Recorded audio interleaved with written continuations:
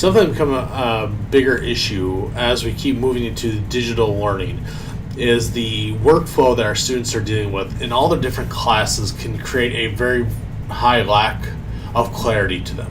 So if a student has 8 periods in a day and they take 6 to 8 classes, each teacher may have a different way of getting things done, different procedures, different due dates, different process for everything.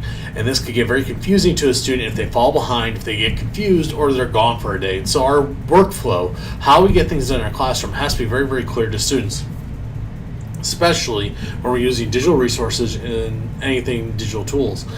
So here are a couple tips just to get started looking at your clarity of your workflow. One, make sure you have a place where all information goes. So if we're talking about due dates, we're talking about when the next assessment is, make sure it's one place students can go to find the information. They should never be uncertain about when something is due or something's coming up. I highly suggest a Google Classroom, Google Calendar for this.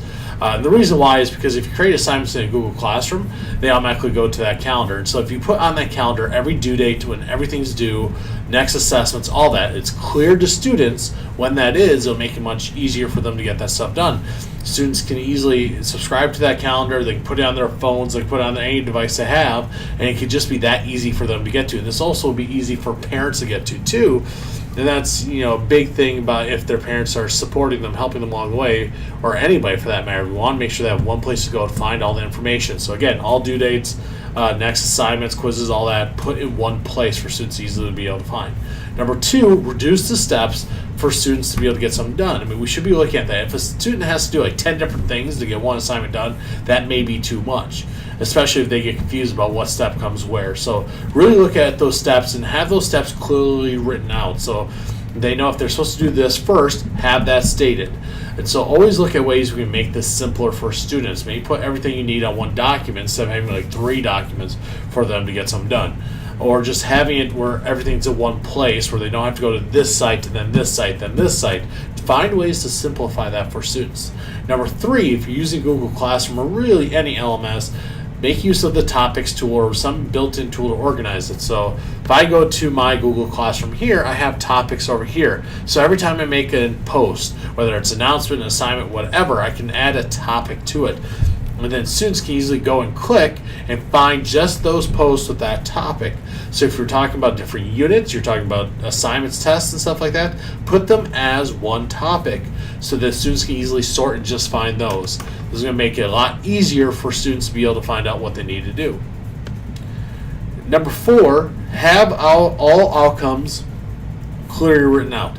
So if they are expected to do something, make sure they can find one place where it's written out step by step what's expected of them. When we talk about our essential learnings, are these available to students so they know what's expected of them to learn? If you're using a rubric or anything else to assess students, make sure that's clear to students and available to them. As a student myself in a master's class, it was very, very unfortunate when a professor was using a rubric, but I never saw the rubric.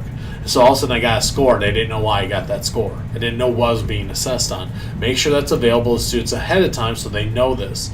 And number 5 is kind of a big one. Talk to another teacher or instructional coach or somebody. Have them do a clarity audit. And this is just what I call where they have to look at, as from the student perspective, what is the workflow? Because for us as teachers, we know all the reasons why, we know all the background to all those steps.